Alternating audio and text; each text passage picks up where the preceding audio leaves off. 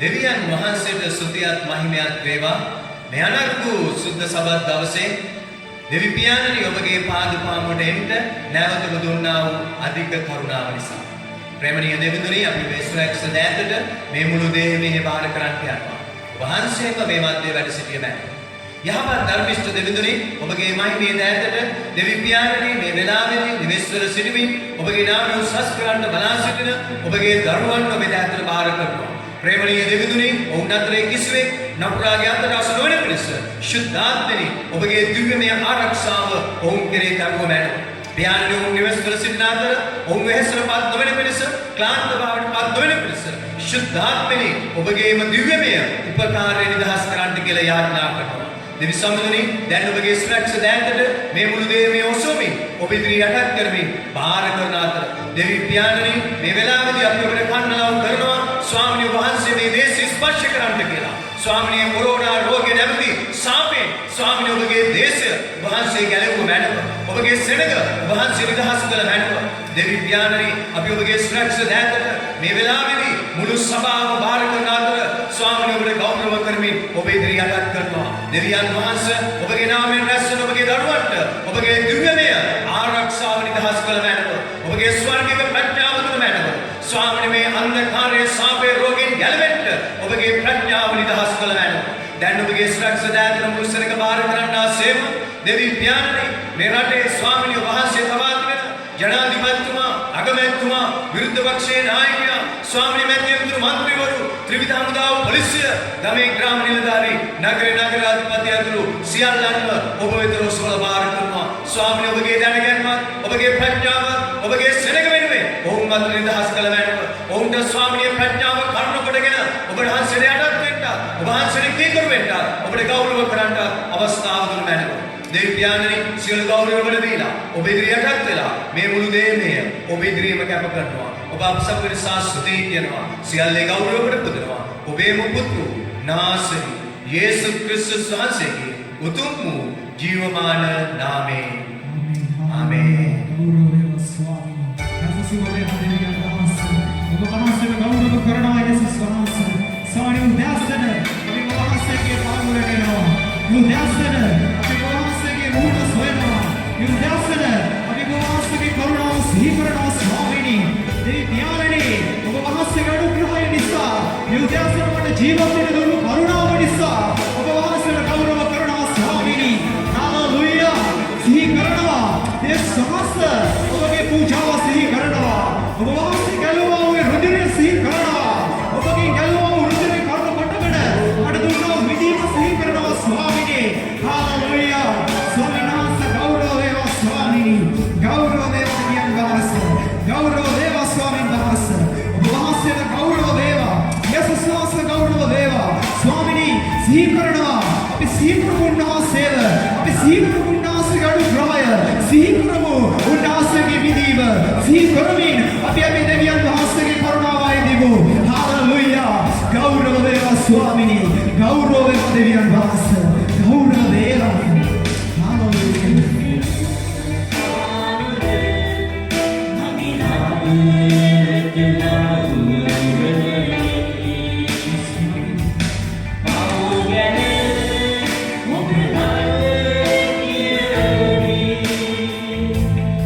Yes,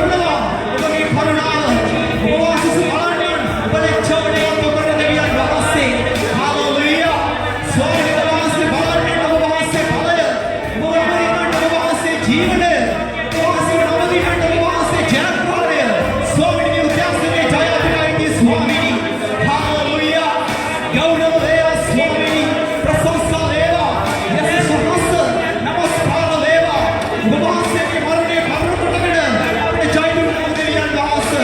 පසුමාරේ බලේ කවුරු කොටගෙන සෝය දුන්නා දෙවියන් වහන්සේ. පසුමාරේ කවුරු කොටගෙන වසංගතේ ජය දුන්නා දෙවියන් වහන්සේ. කඩුවේ ජය දුන්නා දෙවියන් වහන්සේ. සියල්ලේ ජය දුන්නා දෙවියන් වහන්සේ. ගෞරව වේවා. ඕ ස්වාමීනි නමස්කාර වේවා. යේසුස් වහන්සේ වහන්සේට ගෞරව වේවා ස්වාමීනි. Oh, hallelujah. Namaskar Deva. Prasansa Deva. Patat Gyarane. Gaurav Deva. Yudyasana Purnavana Pikini Pav. Obage Palai Swamini Piruvanada. Alepe Nalepa Kalanava. Sparshan Varanava Swamini. Hallelujah Swamini Gaurav Deva. Namaskar Deva Swamini. Hallelujah Swamini Gaurav Deva. Gauraveva Swami, Gauraveva Swami. Hallelujah Swami Vahasa. Namaskar karna Vahasa mage jeevike tibena taakka. Mage sadar mata jeevat wenna karunawa dunne obahi. Swami mata jeevat wenna balaya dunne obahi. Yudyasana mata husma ganna wage hadawate husma nabe obahi Swami. Swami mage karunawa sihi karana. Anugrahaya sihi karana. Sarvaladari deviyan daasa Gauraveva Swami. Balaparakramayanane prasansa Deva. Mahottamayanane namaskar Deva Vyudasana Gaurava Deva. Oh Swami Gaurava Deva. Gaurava Deva Swami. Hallelujah. Hallelujah Swami. Oh Swami Gaurava Deva.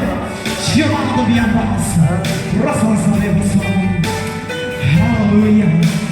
Hallelujah. Oh Swami. Oh Swami.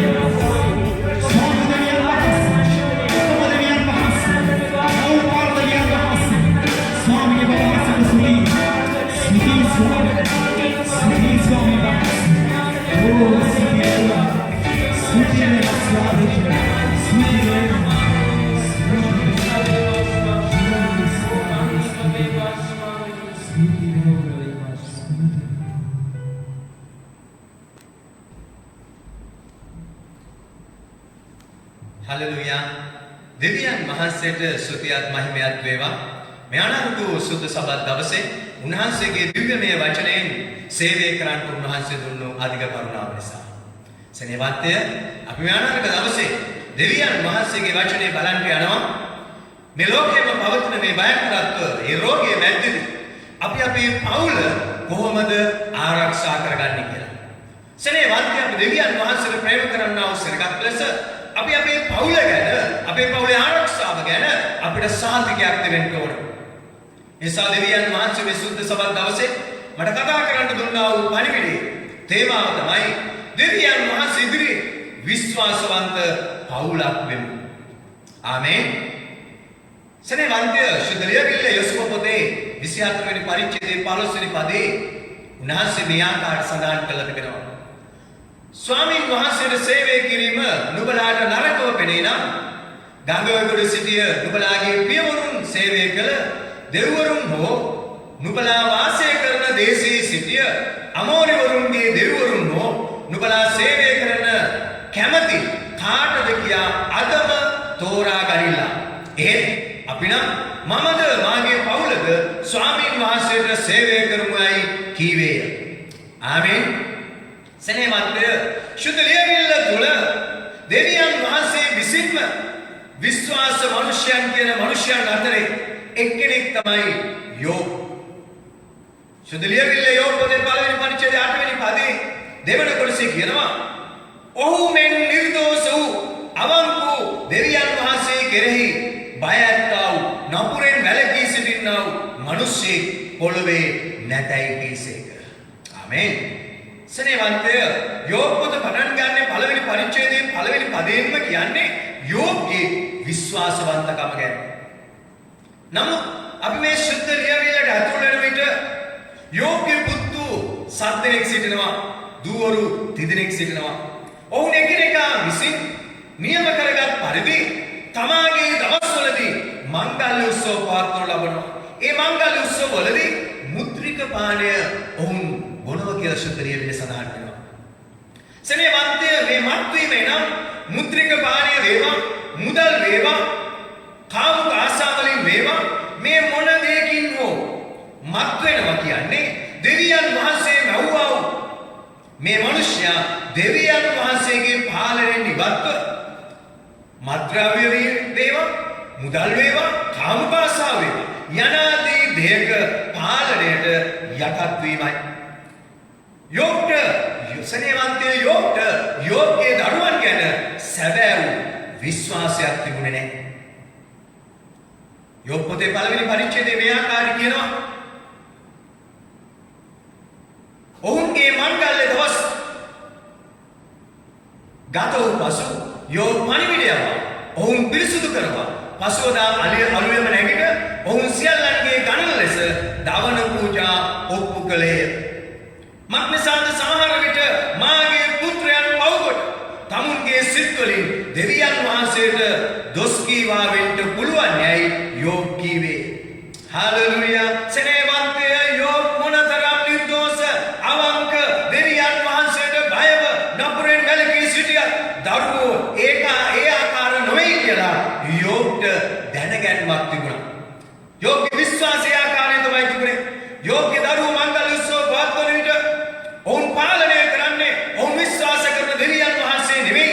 මුද්‍රික පානය ඇතුළු ඔවුන්ගේ ආශාවත් තමා පාලනය කරන කෙනෙකුට හෝ දෙයකට තමා කැමැත්තෙන් ගෞරව කරනවා නම් තමාව මෙහෙවන්න යන්නේ සෙනෙහවන්තය අන්නේ දේවල්වෝ අන්නේ පුද්ගලයෝ. දෙවියන් වහන්සේ ඉදිරියේ නිර්දෝෂ අවංක දෙවියන් වහන්සේට බය ඇති නපුරෙන් වැළකී සිටි පුද්ගලයෙක්ගේ දරුවෝ නිසා මේ යෝබ්ගේ දරුවෝ දෙවියන් වහන්සේට ප්‍රේම කරා.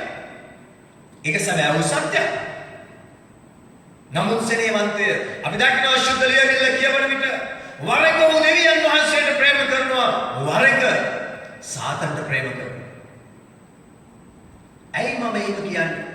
සෙනෙහවන්තය ශුද්ධ ලියවිල්ල පැහැදිලිව ලියලා තියෙනවා යෝබ් පොතේ 1 වෙනි පරිච්ඡේදයේ 5 වෙනි පදයේ අවසාන කොටසේ මක්නිසාද සමහර විට මාගේ පුත්‍රයන් පව්කොට තමුන්ගේ සිත්වලින් දෙවියන් වහන්සේට දොස් කීවා වෙන්න පුළුවන් නැයි යෝබ් කීවේය. සෙනෙහවන්තය දොස් කියනවා කියන්නේ සාතන්ට ප්‍රේම කරනවා කියන එක. දෙවියන් වහන්සේට දොස් කියනවා නම් ඒ මිනිසයා සාතන්ට ප්‍රේම කරනවා. යෝබ්ගේ දරුවෝ පව් කළාම යෝබ් මොනවද කළේ? යෝබ් පොතේ පළවෙනි පරිච්ඡේදයේ 5 වෙනි පදයේ කියනවා මුල් කොටසේ යෝබ් විසින් ඔවුන්ගේ දරුවෝ පිරිසුදු කරනවා. යෝබ් විසින් ඔවුන්ගේ දරුවන් වෙනුවෙන් දවන පූජා ඔප්පු කරනවා. සනේවන්තය මේ දරුවෝ පව් කළාම යෝබ් තමයි ඔවුන්ව පිරිසුදු කරන්නේ. යෝබ් තමයි ඔවුන් වෙනුවෙන් දවන පූජා ඔප්පු කරන්නේ. මේ යෝබ්ගේ දරුවෝ කිරි දරුවෝ නෙමෙයි සනේවන්තය. ඔවුන් මුද්‍රික පානය කරන්න දන්නවා. ඔවුන් මංගල උත්සව පවත්වන්න දන්නවා. මවෙක් පියෙක් වුණාම අපි හැම කෙනෙක්ම දරුවන්ට ප්‍රේම කරන බව ඇත්ත. අපි දරුවන්ට ගොඩාක් ආදරය කරන බව ඇත්ත. නමුත් දරුවන් කල යුතු කොටස අපි කරන එක නෙවෙයි ආදරය කියලා කියන්නේ. දරුවන් කල යුතු කොටස කරන්න දරුවන්ට මඟ පෙන්වන එක තමයි සෙනෙහවන්තය ආදරය කියලා කියන්නේ. මතේ පොතේ 16 වෙනි පරිච්ඡේදයේ 24 වෙනි පදයේ මේ ආකාරයට කියනවා. එවිට යේසුස් වහන්සේ ගෝලයන්ට කතා කොට යමෙක් මා පස්සේ ඉඳ කැමති නම් ඔහු තමාම නොසලකා තමාගේ කුරුසිය රැගෙන මා අනුව ඒවා. ආමේන්. සෙනෙහවන්තය තමාගේ කුරුසිය නම් තමාගේ කොටස තමා කළ යුතු දේ කරමින් යේසුස් වහන්සේ අනුව යා යුතුයි. දරුවෙකු නාවල පිරිසුදු කරන එක දෙමව්පියන්ට කරන්න පුළුවන්. නමුත් ආත්මය පිරිසුදු කරන්න ඕන දෙවියන් වහන්සේ. ඒක මනුෂ්‍යයන්ට කරන්න බෑ. අපිට පුළුවන් දරුවන්ට අවශ්‍ය දේවල් දෙන්න විතරයි. නමුත් දරුවන් දෙවියන් වහන්සේ විසින් කළ යුතු පූජාව, තමන් කළ යුතු පූජාව තමන් විසින් කරන්න අපි ඉගැන්විය යුතු තිබෙනවා. අද ලෝකයේ දරුවෝ ලක්ෂ ගණන් විනාශ වෙනවා. විනාශයේ මහාවත් වලට ඇතුල් වෙලා තිබෙනවා. ඒ විතරක් නෙමෙයි විවිධාකාර මත්ද්‍රව්‍ය සෙනෙහවන්තය ඒවා තුළින් යක්ෂයාගේ ගොදුරක් බවට පත් වෙලා තිබෙනවා. මෙවැනි යක්ෂයාගේ පාලනය යටතේ ජීවත් වෙන සෙනග එයාලා කරන්නේ මොනවද? ඊටාම නපුරු විනාශකාරී දේවල්මයි. ඒ විතරක් නෙමෙයි සෙනෙහවන්තය ඔබ හොඳින් බලන්න මේ යක්ෂයාගේ ගොදුරු බවට පත් වෙච්ච අයගේ බාහිර පෙනුම පවා ඊටාම අප්‍රසන්නයි, කිලුටු සහගතයි. මේ තුල තිබෙන ඊටාම වේදනාත්මක දේ තමයි කිතුණු පවුල් වල දරුවෝ බොහෝමයක් මේ තත්ත්වයට වැටලා තියෙනවා. යේසුස් වහන්සේ අදහන ඔබේ දරුවෝ ඒ තත්ත්වයට වැටෙන්නේ ඇයි? ඔබ නිර්දෝෂයි, අවංකයි, ඔබ දෙවියන් වහන්සේට බයයි, ඔබ නපුරෙන් වැළකී ඉන්නවා. ඔබේ දරුවෝ වැරදි කළාම ඔබයි ඔවුන්ව පිරිසුදු කළේ, ඔබයි ඔවුන් වෙනුවෙන් පූජාවල් ඔප්පු කළේ. මේක මොනතරම් භයංකරද කියලා ශුද්ධලිය දිල්ල සඳහන් කරනවා. යෝබ් පොතේ පළවෙනි පරිච්ඡේදයේ 18 සහ 19 පදවල මේ ආකාරයට සඳහන් වෙනවා. ඔව් කතා කරද්දීම තවත් කෙනෙක් ඇවිත් ඔබගේ පුත්‍රයන් හා දුවරුන් තමුන්ගේ වැඩිමහල් සහෝදරයාගේ ගේ තමින්ද මුද්‍රික පානීය බොමින්ද සිටියදී තද සුළඟක් කාන්තාරයට එහායින් ඇවිත් ගේ සතර කොනට වැදී ඒක තරුණයන් පිට වැටුණේය. ඔව් මැරුණේය. සෙනෙහවන්තය යෝබ් පීඩාවට මුහුණ දුන්න බව ඇත්ත. ඒත් යෝබ් විනාශ වුණේ නෑ. යෝබ් පීඩාවට මුහුණ දුන්න බව ඇත්ත. ඒත් ඔහු දෙවියන් වහන්සේ අත්හැරියේ නෑ. දෙවියන් වහන්සේ ඔහු අත්හැරියේ නෑ. නමුත් සෙනෙහවන්තය යෝබ්ට බැරි වුණා තම දරුවන්ව දෙවියන් වහන්සේට විශ්වාස දරුවන් බවට ගොඩනගා ගන්න. ඒකට ප්‍රධාන හේතුව දෙවියන් වහන්සේ මගේ ආත්මයට කතා කරන්නේ. සෙනෙහවන්තය දරුවෝ පව් කළා. ඔවුන් පුරුදු වෙලා සිටියේ නෑ දෙවියන් වහන්සේගේ පාමුලට යන්න. ඒ දේවල් කළේ යෝබ් නිසා. දරුවන්ගේ කුරුසිය දරුවන් විසින් ගෙන යා යුතු මිසක් දෙමව්පියන්ට ගෙන යන්න බෑ. අද බොහෝ දෙමව්පියන් දරුවන්ගේ කුරුසිය උසුලාගෙන යන්න හදනවා. නමුත් ඒක කරන්න බැරි බව ශුද්ධ ලියවිල්ල අපිට සනාථ කරලා දීලා තිබෙනවා. සෙනෙහවන්තය හිතෝපදේශ පොතේ 22 වෙනි පරිච්ඡේදයේ 6 වෙනි පදේ මේ ආකාරයට කියනවා. දරුවෙක් සුසුමාන්ගේ පුහුණු කරන්න එවිට ඔහු වයස්ගත වූ කලත් එයින් අහක්ව නොයන්නේය. ආමේන්. සෙනෙහවන්තය දරුවෝ නියම මාර්ගයේ පුහුණු කරන්න ඕන අපි. මේ පුහුණු කරනවද? මේ පුහුණුව නොකරනවද? හැම දෙමව්පියෙක්ම ඔවුන්ගේ ජීවිතේ යමෙක් මේ පුහුණුව කරන්නේ නැත්නම් ඒ පුහුණුව කරන්නේ නැති හැම කෙනෙක්ම තමන්ගේ ජීවිතේ අන්තිම කාලේ ගොඩාක් වේදනා විඳලා මේ පොළවෙන් සමුගන්න යනවා. ඒක තමයි සැබෑ වූ සත්‍යතාව.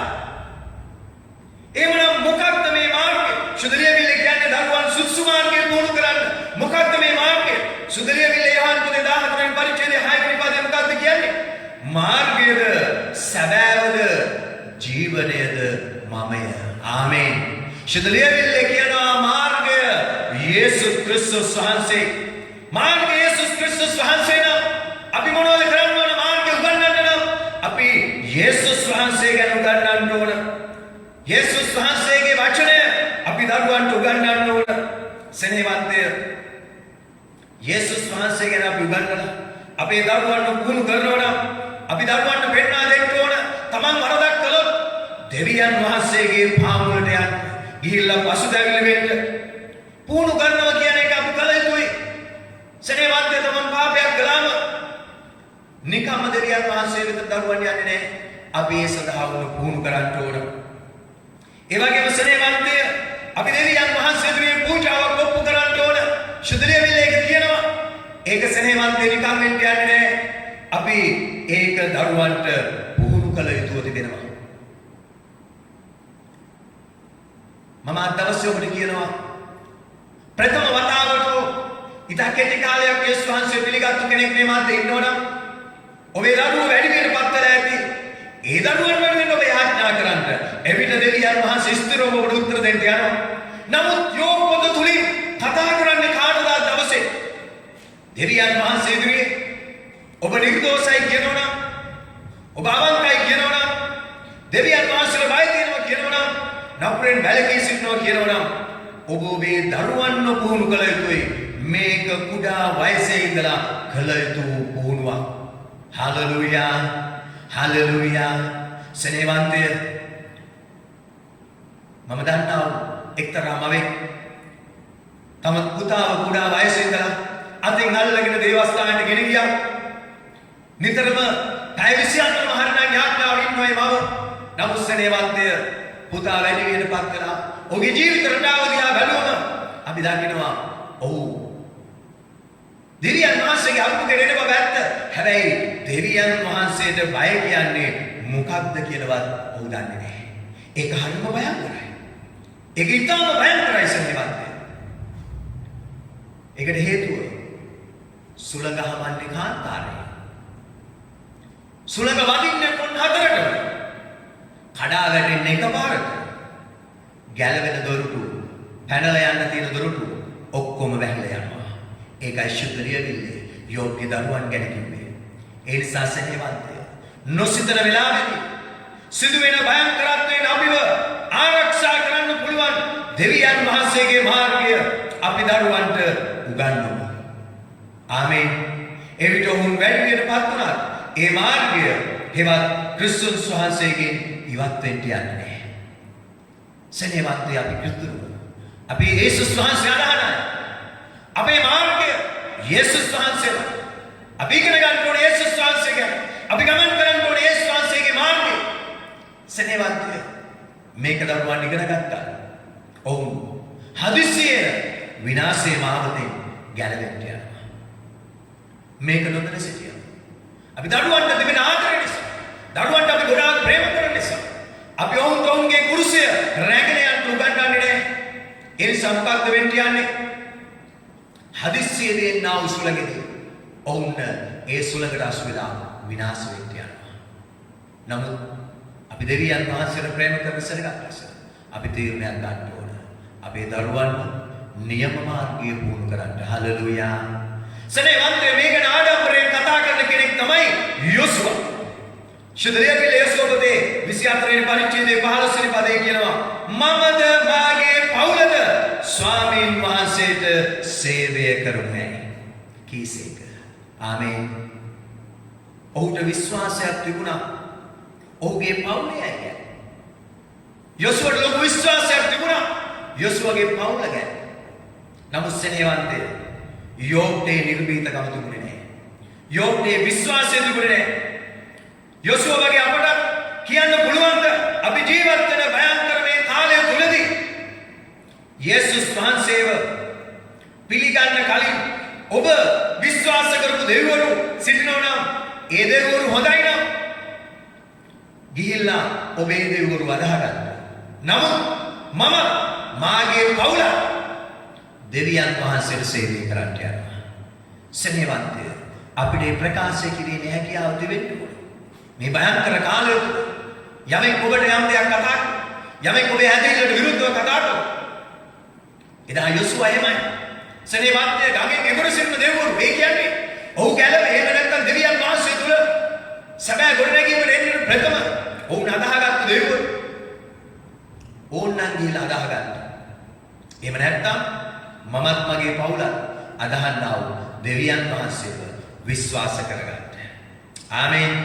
හලෙලුයා. සෙනෙහවන්තය යොසුවට ඒ නිර්භීතකම තිබුණා. නමුත් යෝබ්ට ඒ නිර්භීතකම තිබුණේ නැහැ. අද දේශනාව අහුව කියලා හෙට මේක වෙන්නේ නැහැ. කාලයක් ගත වෙවි. කාලයක් ගත වෙලා ඒ තත්ත්වයට ගොඩ නැගුණම අපේ පවුල ගැන දෙවියන් වහන්සේගේ විශ්වාසවන්ත පවුලක් කියන්නේ සහතිකයක් ඇති වෙන්න යනවා. එවැනි සහතික ඇති පවුලක් බවට අපි අපේ පවුල පත් කරගනිමු. ආමේන්. අපි අපේ පවුල එහෙම නැත්නම් අපි පවුලක් ලෙස එකතු වෙලා දෙවියන් වහන්සේට ගීතිකා කියමු.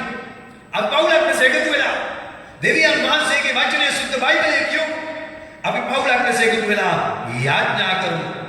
අපි දෙවියන් වහන්සේගේ ආඥාවල් පවත්වන්නන් බවට පත් වෙමු. ඒ තුලින් විශ්වාසවන්ත පවුලක් බවට පත් වෙමු. හලෙලුයා. හලෙලුයා. සෙනෙහවන්තය අපි අපේ දෙවිඳුන් ඉදිරියේ දෙවිඳුන්ට මුළු මහිමයත් ගෞරවයක් දෙමින් අපි උන්වහන්සේගේ අභිමුඛයේ නැගී සිටිමු. අපි අපේ දෙවියන් වහන්සේ ඉදිරියේ අපි එමු. ස්වාමීනි අපිට පුළුවන්කමක් තිබෙනවද අපේ පවුල ගැන ඔබ ඉදිරියේ සහතිකයක් ඇතුව සිට ගන්න. දෙවි පියාණනි මට මගේ පවුල ගැන සහතිකයක් නැත්නම් මට සමාවෙන්න. ස්වාමීනි එදා යෝබ් මොනතරම් දෙවියන් වහන්සේට විශ්වාසවත් වුණා. දෙවියන් වහන්සේ යෝබ්ට බැලුණා. ඔහුගේ දරුවන්ව දෙවියන් වහන්සේට විශ්වාසවත්ව ගොඩනගා ගන්න. ඒ නිසා යෝබ් කියනවා මට සැකයක් තිබෙනවා මගේ දරුවෝ දෙවියන් වහන්සේට දොස් කියනවද කියලා. නමුත් යොසුවට ඒක තිබ්බේ නැහැ. එහෙමනම් සෙනෙහවන්තය අපි දෙවියන් වහන්සේට ප්‍රේම කරන්නන් ලෙස දෙවියන් වහන්සේ සොයන්නන් ලෙස අපිට තිබෙන්න ඕන මහත් වූ ආධිපත්‍යයක් අපේ පවුල දෙවිඳුන් ඉදිරියේ ගොඩනගාගෙන යෑම. දෙවියන් වහන්සේ ඉදිරියේ ගොඩනගාගෙන යෑම. ඒ විශ්වාසය අපිට තිබෙන්න ඕන.